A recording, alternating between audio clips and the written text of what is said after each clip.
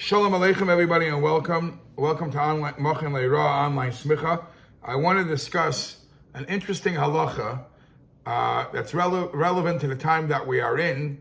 Baruch Hashem, we know that during the high holiday season, the Yomim Noraim, many more people come to shul, and Baruch Hashem for that. And a lot of people give large sums of donations, and there's a lot of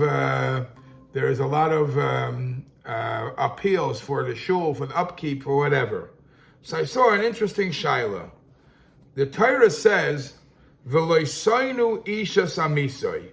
You're not allowed to make a person feel bad. You're not allowed to trick him. You're not allowed to do anything to make a person feel bad. So there was a discussion in a sefer, in the Shilas Teshuvos sefer, Shilas Teshuvos Chikrei Lev. Yeridei Siman Pei, the discussion came up like this.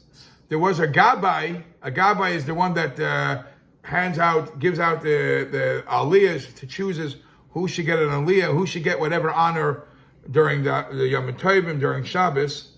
That this gabbai said, you know what? There is one member in our community that's a very cheap person, and he never gives any money to the shul. So the gabbai made a promise that when it comes to making a Mishaberach, the Mishaberach is the text that you say, blessing the person who got an aliyah, yeah?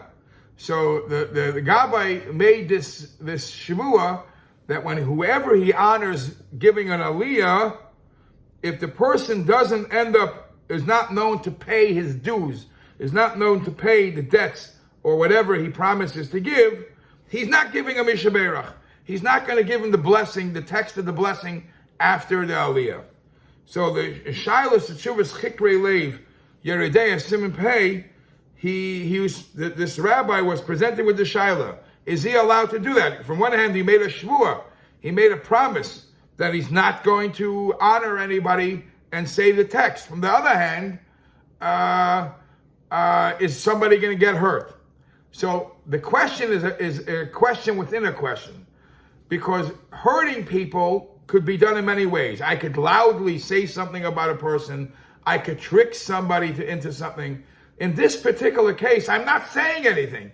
On the contrary, I'm withholding a bracha. When you get an aliyah, there's a mishaberach, there's a blessing that's said to bless this person. I'm just going to withhold that. Would withholding this text, this bracha, be hurting somebody?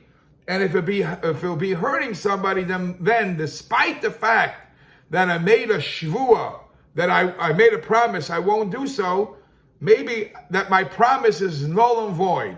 Because we have a halacha that says, nishba, somebody that makes a shvua, shaloi l'kayim mitzvah, a guy makes a shvua, I promise I'm not going to eat in the sukkah. I promise I'm not going to eat matzah on Pesach. That shvua is null and void. And he's allowed to eat matzah, and he's allowed to eat sukkah, and he actually has to bring a carbon shvua because he made a shvua in vain. You're never allowed to make a shvua. You're never allowed to make a promise against what Torah wants you to do. So in this case, where the gabbai promised that anybody who doesn't support the shul, I'm just not going to bless him. I'm not going to make the Mishaberach.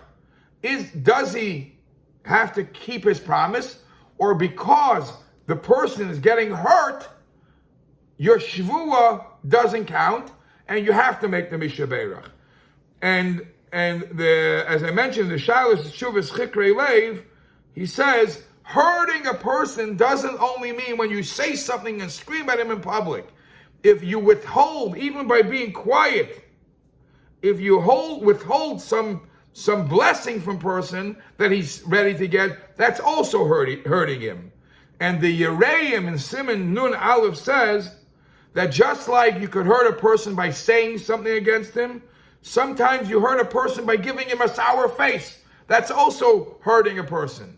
And therefore, despite the fact that he made a shvua, that he's not going to give these type of people a mishaberach, the shvua is null and void, and anybody who gets an aliyah, he should say the text of the Mishabach.